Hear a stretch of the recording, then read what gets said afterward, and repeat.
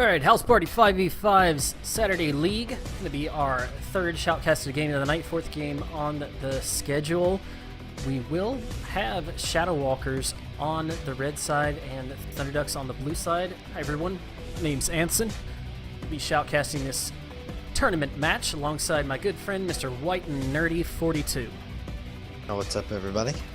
Glad to have you here, Nerd, and we're kicking things off with Sejuani Rumble LeBlanc. On the blue side, red side, Zach, Kalista, and Annie. Taking a look at the matchup here, both teams are 1-2 so far in the season, so this is going to be a pivotal game to separate the middle of the pack versus the bottom of the barrel. So it's going to be interesting to see how both teams approach this game, and I'm really curious how they'll match up, if we'll see a big skill disparity or if we're really going to see a slug it out, duke 'em up kill fest where neither side really has a clear lead until the end of the game. Yeah, I noticed the Lucian pickup here early for Mycroft on the Shadow Walkers. I think I've mentioned before, I'm a big fan of Lucian. I think it's an excellent pick, especially for the early game. Along with that, Gragas can also scale incredibly well into late game. I like those first two picks for the Shadow Walkers. But the Nautilus support is also pretty great. Now we've got the Gragas coming back out again. Interesting to see that get played as well. Gragas seemed to be one of those champions that is getting a lot of attention here lately in House Party. Yeah, Rengar, I don't think we've seen quite as much of. I know we've seen a little bit. Good. I think Rengar can be a very good pick for picking off people, especially with all that hard CC coming out of Nautilus and Gnar so far. Could fit in well into Thunderduck's team comp. Not a whole lot of crowd control going on Shadow Walker's side of the board. They still got 3 picks left to round things out. Certainly an Aurelia and a support Kennen would help shore up that. Yeah, definitely the Kennen. Dave was just talking about how support Kennen is pretty much a more CC version of Annie support, and with the Annie band, that's not even available. So having that support Kennen would, if it does happen to be in the support role, no guarantees yet, looks like it so far, it could turn out very, very well. Yeah, I'm wondering where Jetstone's going to be taking the Gragas. People have been even playing Gragas jungle here lately with Cinderhulk, and there's just a lot of options open for Gragas, a lot of different build paths. I like seeing that kind of diversity in the game. It leads to a little bit of unpredictability, and I think that Thunderducks are going to have to react to that unpredictability. They don't know where Kennen's going to be going. They don't know where Gragas is going to be heading on the map, and they've just kind of got to pick around what they think is going to happen on Shadow Walker's side. On the reverse side of the coin, maybe not. Maybe just pick what you think you want to run with your composition, and it looks like they're doing exactly that. If they pick up the Sivir along with the Orianna, that's going to be huge for them. We've seen this type of composition come through before where, yes, and they do opt to pick that up, where the Sivir turns on the hunt and boosts your Rengar into the middle of the battlefield, invisible with the ball already turned on. It's very hard to pull off, but we've seen a few teams do it to great effect. Yeah, and I know Wilson Jones has also come out as one of the best Orianna players around. Not only can he ball the Rengar, obviously, but give the ball to Leash and have him jump in invisible, he can also give it to Congo on the Gnar, have him bounce in, get a massive Gnar ultimate plus the shockwave, or even give it to Meeble and have Meeble jump in with the hook and go from there. So really just lots of options for Wilson to try to turn the tide of a fight. In a close quarter situation, the ball onto Congo is just disastrous for Shadow Walkers. You have the Gnar to ultimate into, actually Congo's going to switch that one over to Meeble. You have the Gnar ultimate to knock them into the wall, ball on them, you just scoop them back up with the shockwave from Wilson Jones, and they're pretty much dead. But on the other side, the Diana mid is a very nice, pretty good against Orianna, especially in the laning phase. You can get that early Abyssal Scepter, which can really hurt Orianna's damage against you, and overall just be really irritating and nuisance. Go in, get an assassination onto Congo or Wilson in the late game. Well, the Diana-Oriana matchup is an interesting one. It really, yes, Diana can overpower an Oriana just because Oriana's damage is so geographically situational, and Diana tends to jump around a lot post level 6. Pre-level 6, Wilson Jones is gonna have his run of things, and I think if he gets a lot of early pressure from Leash, that could slow down Mega Totodile enough to where once he's hit 6, it's a bit more even of a contest. But that being said, Toto may just be fine to sit back, farm with his Q, which is not a very good tool for farming at all, and just wait for that 6 to roll around. Once he does, if he's on par in terms of gold, items, map pressure with Wilson Jones, yes, he's definitely going to have the upper hand in that matchup. Of course, Wilson may just choose to sit back and push the lane from there. He's got range, he's got the ability to play things safe, and from what we've seen of Wilson Jones, he's a player that knows how to play into matchups and get the best out of a winning matchup and a losing matchup.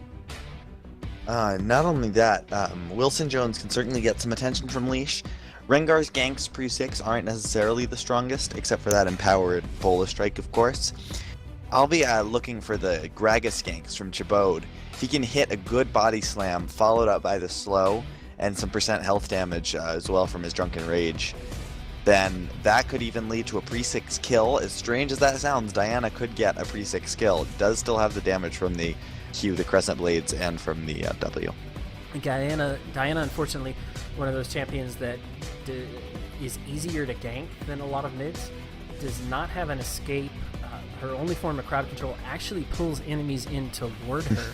The shield is nice, and you will get a second proc off that shield if you've got Neat, like for instance Leash, on top of you, but it only lasts for so long, and from there on out your options are pretty much limited to dying or burning your flash. So Toto's gonna have to keep on top of the ward game.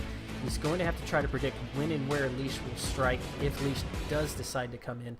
I think the early game gank, sort of lackluster ganks coming out of the Rengar are really they're mitigated by the fact that Diana just does not have a lot of ways to get the hell out. So it'll be interesting to see how that plays out in the mid lane. I think you're right. It's going to heavily depend on the junglers showing up and how they apply pressure. Do we counter gank? From what angle do we approach? It's really a lot in this game. I think it's going to, especially early, it's going to come down to Leash and Chabode. For sure, and then the last thing I just want to touch on is the bot lane here. If Leash and Chabode are trying to pressure on that mid lane, then I think that the bot lane advantage would really go to Shadow Walkers, because we just saw Lucian and Kennen a couple games ago coming out from Breaking Barb, and that damage was just incredible. And in fact, they were against a Sivir, and the Sivir just could not spell shield enough just because of the sheer amount of threats coming out. It's certainly a lot to deal with. We'll see how these teams handle it. Guys, we will get onto the Rift here shortly once the loading screen parts ways, and we will see you back once we hit the Rift.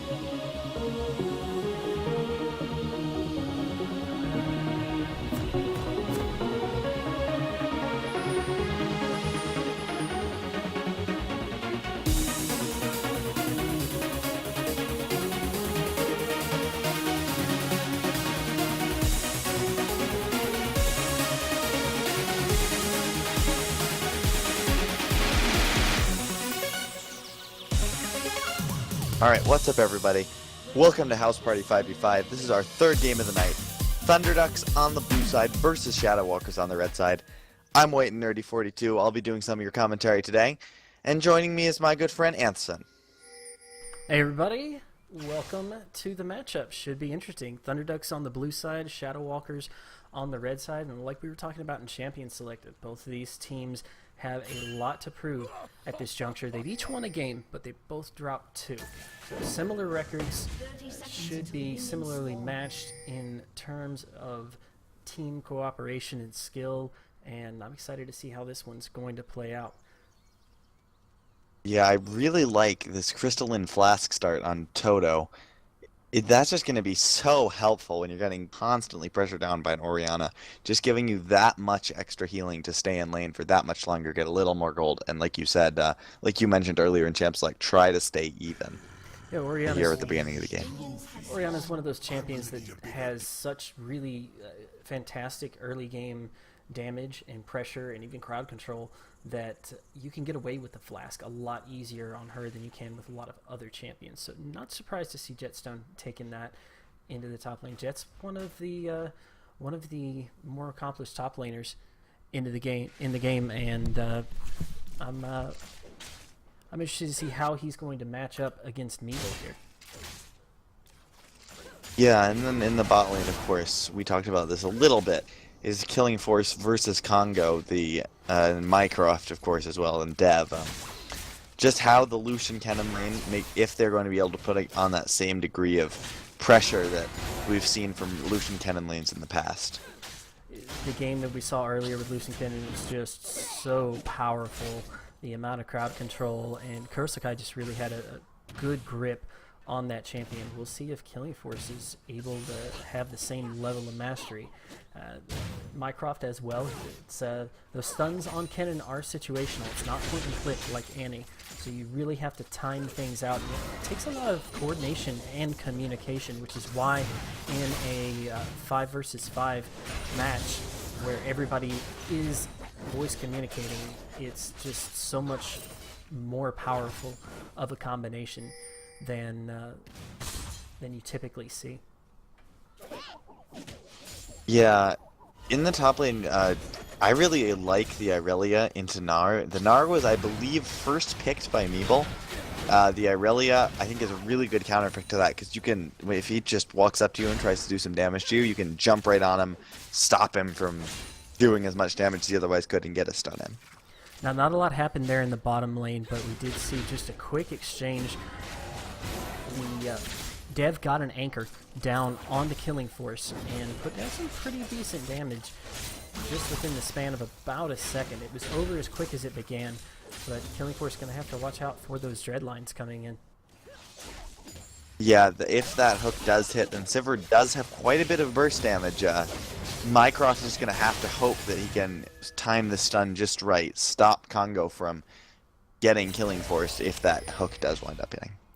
The Killing Force actually took one edge of the boomerang blade there from Congo, so half a dodge in that bottom lane. They're keeping things pressured, constantly pushing toward this turret. I think aggression really is something they decided they wanted to do from the out of this game, because they're not necessarily winning this bottom lane. The farm is even.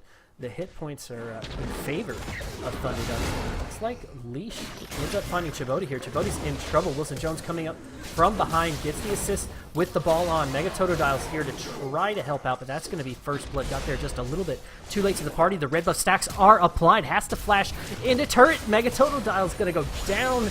That was a brilliant play from Wilson Jones. Flash in, ignite, and did the command move to the turret and got the kill on top of it. Brilliant play.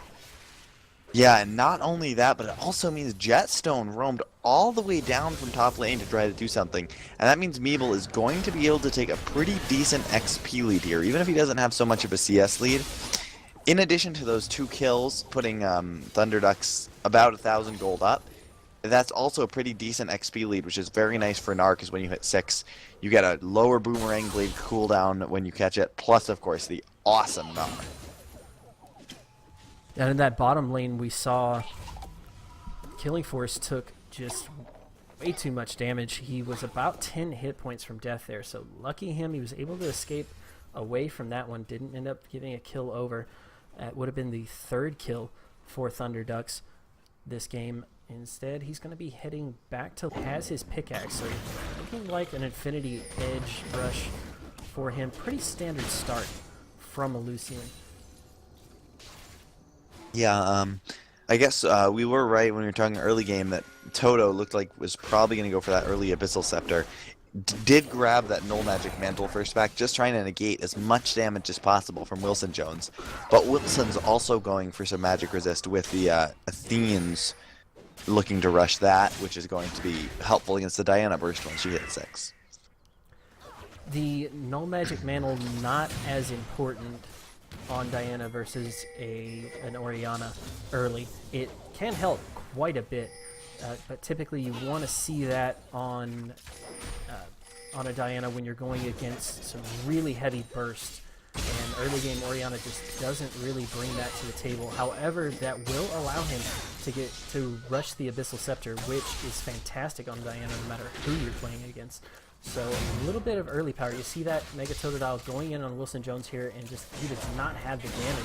That means that E was just completely wasted. The command Shockwave going back. Toto is in trouble here. He bit off way more than he needs to. One more. That's going to take it. Chibote's getting chased down. Wilson Jones going in for one more. Grabs it. Fantastic double kill for Wilson Jones. That is the wrong person for Shadow Walkers to get going on the opposite side. And Wilson is just coming through really heavy here. He did end up getting the shutdown gold over. That is going to help Shadow Walkers a little bit. But at this point, I definitely think the momentum's still in his favor. For sure. He did walk into tower, took a couple extra tower shots just to kill Chibode. Probably worth for him because he really does want to get rolling as much as possible. Also giving the assists over to Leash. There are much worse things you could have than a fed Rengar and Orianna. But on the other side, in the top lane, while we were focusing on mid, Jetstone with just an E and some auto attacks was really able to put some hurt onto Meeble. It looks like Meeble is going for that Hexdrinker rush, which is not exactly what he wants against Irelia. Yeah, and Irelia is going to be pumping out the physical damage. Does have the Sheen completed on him already. I'm not 100% familiar with what Irelia's start. I know that Triforce is a big thing, but I'm looking at the Sheen, and if he plans on going into some guerrilla tactics and just getting a good stun off, putting down some damage, and then skating right back out, that Sheen is going to work wonders. However, in sustained fights, it's not going to come up as heavy as it should. Mycroft taking a lot of damage here. Congo and Dev sitting at about 100% each, and they are just forcing Shadow Walkers back to their turret. Yeah, back to what we were talking about Irelia. I think Irelia is one of the harder champions to itemize against because you really have to build health against her. She doesn't do percent health damage, she does do true damage. Getting caught here. Wilson Jones has one more tick, but not going to pull it off. But Chibote is left in a bad spot. The rest of his team is so low. He's actually going to end up falling. Killing Force left by himself. The dash just now coming back up. He gets himself out and has the ward in that brush for protection. So he will make it, but ultimately Chibote ends up going down. Kill number 5 for Thunder Ducks. I cannot believe, though, that Toto made it out. He just had, he must have gone down to 9 health there. He was down, it was the last tick of red buff, and somehow he made it out. If you would have told me that he had 1 hit point left, I would have believed you. That was just cat having 9 lives material right there. Yeah, that was a great escape. As you said, Chabot did wind up going down. It's still, almost 2,000 gold lead for Thunder Ducks. But in this top lane, Jetstone is still able to put down some hurt onto Meeble. It's not a lost cause at all yet for him. Yeah, I think he's really controlling this top lane very well. He's got himself a respectable CS lead at this stage. Hasn't gotten any kills, but hasn't fed any over either. And if he can extrapolate this out over the course of the game, we see him. He's 13, 14 CS ahead right now at 10 minutes in. If he can extend that to a good 30, 40, 50 by the time the 20-minute mark rolls around, then he'll have won his lane. Wilson Jones getting some attention from Chibodi here. He misses with the explosive pass.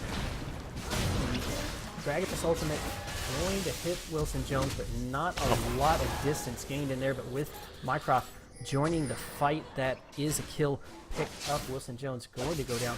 It's a fantastic member for Shadow Walkers to take out prior to a dragon, and it looks like they're going to rotate right over to that objective. Meanwhile, Dev and Congo coming around the side, trying for a little disruption. Mega Totodile, not fearing anything, goes in on the Congo, but takes a little bit of damage, has to back off. Mycroft turns on the ultimate. Totodile's going in on Congo. He has no mana though. Gets knocked up in the middle of the fight, has to flash away, but Leash and Dev are on top of him. Mycroft gets hooked in. Great dredge line from Dev. Leash throwing the bola out. The flashes are getting burned here, and the double kill goes over to Leash. And would you believe it, Jetstone picking up one as well there.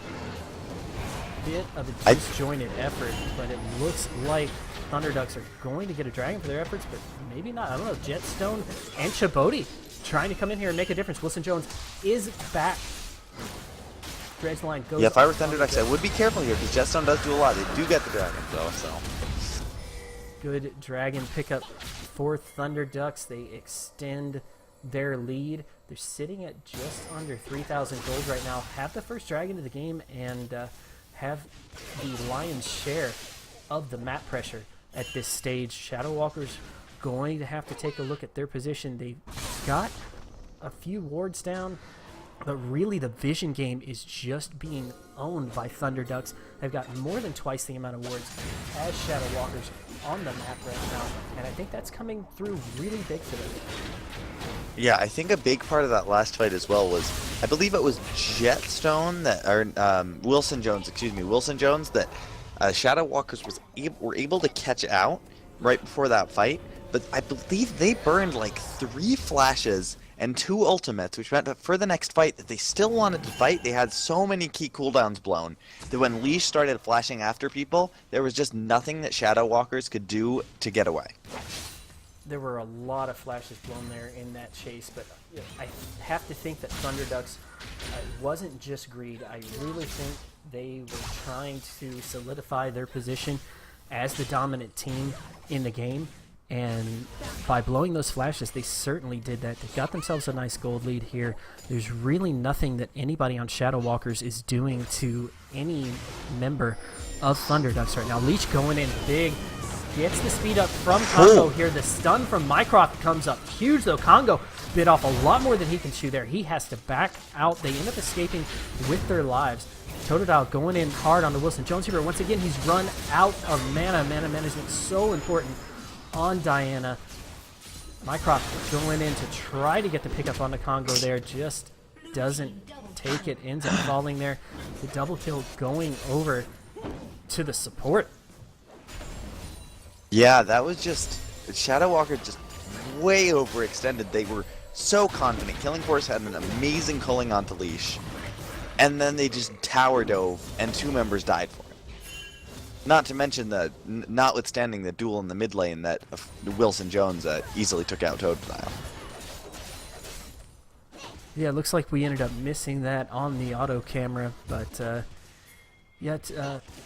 Totodile's got to be careful with that mana when he's engaging, when he's trying to blast through these extended fights in the mid lane. Diana's one of those champions that just, you will look down, you'll see your mana bar, and it will just be gone without you knowing. This blue is going to be really big for him here. If he can take this uncontested without any interruption, and it looks like he will. Nobody from Thunderducks in the neighborhood. And this pink ward lets him know he's clear on the vision. So that blue buff is going to be big for Totodile. But we'll see if he can overcome some of his mechanical failures on that champion. Just a few blown skill shots, a few misplaced E's with that Moonfall. And he has not been able to get a huge amount of momentum. Chibodi coming up behind Wilson Jones and Leash Oh. here. Gets the damage He's on gonna the be in Leash, but gosh, he is just getting jumped here. LF Leash doing quite a bit of damage. Chibodi escapes with about 200 health. And Shadow Walkers head back to the drawing board again. Something's got to give. Yeah, Leash was forced to blow his ultimate just because he was taking quite a lot of damage there. But Killing Force just gets torn apart. Dev came around the back side there and interrupted the 1v1 between him and Congo. And that's one of the things, you just can't take your eye off the map like that, especially when your turret's down and you want to see a ward inside that tri-brush. If you take a look, the ward for Thunderducks is not inside the brush. It's over off to the left. That not helping out very much. We do have the pink ward at blue, but it looks like Dev was just completely able to skate around the vision and come in for the kill there. Look at that damage. yeah, from and Wilson on the props. Minecraft. And props to Shadow Walkers. They're really trying to make plays to make some kind of comeback, but just nothing's going right. Whether it's a 1v1 being interrupted by Dev showing up, or they're just, get caught out by like a brilliant ward. It's just nothing seems to be working for them at this point in the game. I don't think the Diana pick was necessarily the wisest here. Diana's just one of those champions that needs a very situational niche in order to function at a high level. And the Afterburners actually get turned on here. They're on the hunt. They're chasing after Totodile. The depth charge is going to lock him down, and he didn't even stand a chance there. He actually burned his flash to get away from that on the hunt speed up, and Dev was just able to walk up to him with that depth charge, lock him down, and the rest of the team took it even with the flash getting burned there. Yeah, so that flash also being down for Totodile means he really can't do too much, even once he comes back to lane. He really wants to survive the Wilson Jones burst. You see he's getting a Chalice after the Abyssal. Mycroft getting locked down by the Bola strike there. It looks like Wilson's going to pick that up with the command attack, and that just cements Thunderduck's lead at this stage. 8,000 gold in their favor. They have the only dragon on the map. Looks like they're repositioning themselves. Dragon just now coming back up. Dev's dredge line going to miss one there, but that's just plenty of pressure applied to Shadow Walker. They're actually going in here. Not a good idea. The Rengar ends up getting torn to pieces. Mega Totodile is falling very low, but Jetstone is by himself. The flash to get out is not going to be enough, and Totodile gets spotted out by the trinket here. The flash, Gnar ult over the wall. Meeble going to take that one out. Just completely ignores Mycroft. The boulder toss onto Killing Force. Picks up another one. Fantastic play by Meeble. Wow, and we are only 18 minutes in, and it's already a 10,000 gold lead. It's really just... Thunderducks is in every facet of the game right now is just outperforming Shadow Walker. This will not last long if the pace continues. And take a look at that ward coverage. The fight just broke out right along the lines of where those wards are placed. You take a look at the wards, they weren't placed during the fight. Those wards were dropped in preparation for, except for one, in anticipation of this breaking out here, and it just goes to show Thunderducks really have a lot of good communication and teamwork. They came out strong with their composition this week, and I expect if they continue this trend to see them improve and possibly give some of the front runners a run for their money. Yeah, I mean, the warding has really just been great, and you can't blame Shadow Walkers too much for their lack of warding, because it's really hard to make any kind of offensive warding when you're just so behind. If you don't want to take that risk of stepping up, putting a ward down, and then just immediately getting popped by a Rengar and an Orianna. Exactly as you said, the pink ward got taken out here, and Chibodi just barely made it out with his life there. Yeah, I mean, I think you're absolutely hit the nail on the head when you say that the Diana pick isn't working out. Really, I mean, Mega Totodile is having trouble here, taking his blue buff. He's going to get interrupted by it. He does not see that ward. The pink ward does not quite get the ward out of the bush. Leash is invisible. He can just demolish the assassin on the Shadow Walkers. He can just assassinate the assassin with absolutely no drawbacks at this point. He tried picking up that blue buff with just a desperation Q, and it didn't hit.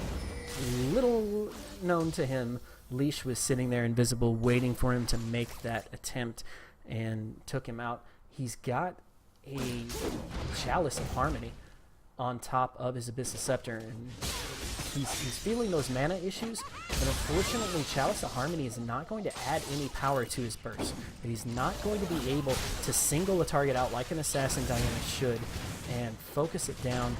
Really, he's building a more so tank, sustained DPS build, but unfortunately, take a look at the opposite side of the map. There's a lot of attack damage there, and he's working on his second mana item. Mycroft going in here, gets the stun on the Dev, and the rest of Thunderducks getting in the middle of the fight here. Jetstone is trying his best to clean up. It's crowd controlled, and he and Killing Force going out. The Boulder Strike is going to hit. Jetstone Leash is on top of it, grabs another one.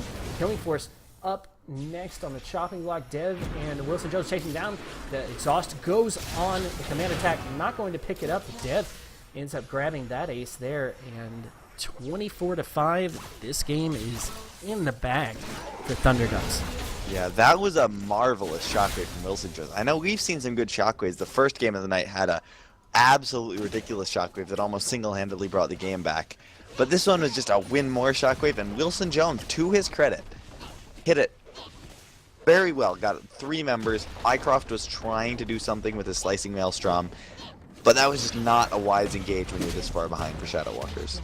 It looked good for Thunderducks for about 2 seconds, and it all went downhill from there. Thunderducks just completely turned the fight around, jumped on top of the primary targets, and completely mopped the floor with them. And at this stage, Shadow Walkers just cannot be caught out fighting like that underneath a turret that's going to collapse. Might not even be a good idea to fight, and this is unfortunate for them, and there's no real good solution for it. Might not even be a good idea to fight underneath a healthy turret for them at this stage. It is just so far in favor of Thunderducks.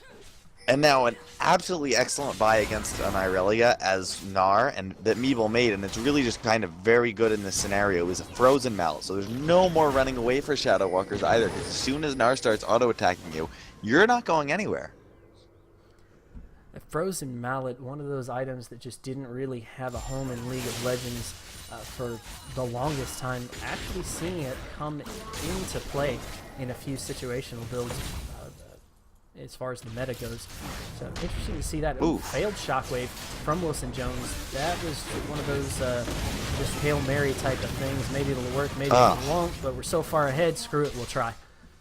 And although, I guess, it's kind of karma, because Wilson Jones whiffed the Shockwave just to try, and then Mycroft said, you know what, let's try a Slicing Maelstrom, and he just got locked down, and he couldn't actually get in range, so it was a whiffed Shockwave for a whiffed Slicing Maelstrom. 2 ultimates down so far. The Dredgeline going in hard on the Jetstone. No follow-up damage from Thunderducks. They are going to exit stage less, but Wilson Jones didn't get the memo. He's a little far behind. Dev going to catch up and provide a little beefy body block. Going to get his carry out of there as Shadow Walkers reposition themselves. Thunderducks not taking any chances here. Yes, they are ahead by 19 kills. They are ahead by 15,000 gold. Still not leaving any room for error, not trying to give Shadow Walkers any way to catch back up. Yeah, and it looks like Shadow Walkers are almost trying to catch Meeble out, but Meeble has the speed boost from Hyper, slow from Boomerang, slow from Frozen Mallet. He is content just sitting here, and if anyone tries to fight him, he'll just walk away and slow them for the rest of the game. Shadow Walkers needing to pull off something here, get some wards down. Unfortunately, the Dragon Control is just going to belong to Thunderducks. They have the 3rd Dragon of the game here, and there's absolutely nothing Shadow Walkers can do to contest that. Smart move for them is, unfortunately, just to give it over. They need a few more wards in their defensive jungle positions. Djibouti does not need to be in the middle of this fight, ends up giving up the kill there. Easy kill for Thunderducks. On the hunt actually did get blown there, though. A little bit of a misstep by Congo, but what the hey, they're playing 5v4. Now a 5v3 situation. Jetstone getting caught in his own jungle here, and that just goes to show you the lack of wards is just really hurting Shadow Walkers. And that's going to be Baron for Thunderducks. And it's not just the lack of wards. I mean, Djibouti thought he was safe, and then out of nowhere, Dredge Line. One of the reasons why Nautilus is so strong right now. You hit the Dredge Line. From that, you got a passive auto attack to get the snare, and then your E just slows them. And they just can't get away, especially when it's backed up by the Rengar damage, by a Sivir, and by an Orianna, and then it's just about nothing to do. The composition has just really worked out well for Thunderducks. I'm not sure whether or not they had a lot of practice with it leading up into this this game, but they certainly look like they have. There's so many things that can go wrong with the composition, but if everybody's communicating with each other and on the same page and listening to a dedicated shot caller, it is just brutal. And we're seeing that unfold before our eyes here. Shadow Walkers are just getting trashed, and I'm not sure what they can do at this stage to bring things back. Yeah, I mean, there's really not much. When there's the Baron minions as well, those are just going to be impossible to clear. Baroned up minions probably do more damage than the Shadow Walkers do at this stage of the game. I don't think I'm exaggerating. And we have an update from the Acme versus Trismegetsu game. You're not going to believe this. 0-3 Acme Corp beats 3-0 Trismegetsu. Wow, that's pretty cool. I mean, there's always the potential for comebacks, and that's just kind of cool to see when that kind of thing happens. I wish we could have been there to see that one unfold. Unfortunately, we've got to keep to the schedule. We'll try to have a VOD of that posted after the day's games are completed. Right now, Thunderducks in a strong command are able to push up onto this turret here. I don't see an upset coming in this game. I think Shadow Walkers are just about to climb into their coffins here as we see Thunderducks begin the fight. Dev on the front line here, and Eagle is in the back line. He's in mini Narc form, though. The Mega comes out, and he gets the ult down on Djibouti. Great ultimate. Going to take out one here as the back line just getting torn to pieces. Everybody from Thunderducks still alive, still kicking. 3 members of Shadow Walkers are down. The Baron buff is on the minions, and this could be it. Although, actually, in this stage, it's kind of funny, but the Baron buff on just being on the Siege Minion just delayed them being able to take those Nexus Towers by a couple seconds, because the Siege Minion doesn't go into that Tower's reach, so they would have had to tank. That's one of the unfortunate things about the Baron buff, is that it can lag behind when you need the turret aggro. But Nexus easily taken out, and Thunderducks handily commanding the lead here and taking out Shadow Walkers. Yeah, that game was just, from the first kill, it just started falling farther and farther towards the Thunderducks. Wilson Jones just picking up so many kills early, got 3 kills before Shadow Walkers could even answer back, and it all went downhill from there for the Walkers. Well, folks, we're going to get set up for our next game. We will see you guys back here shortly.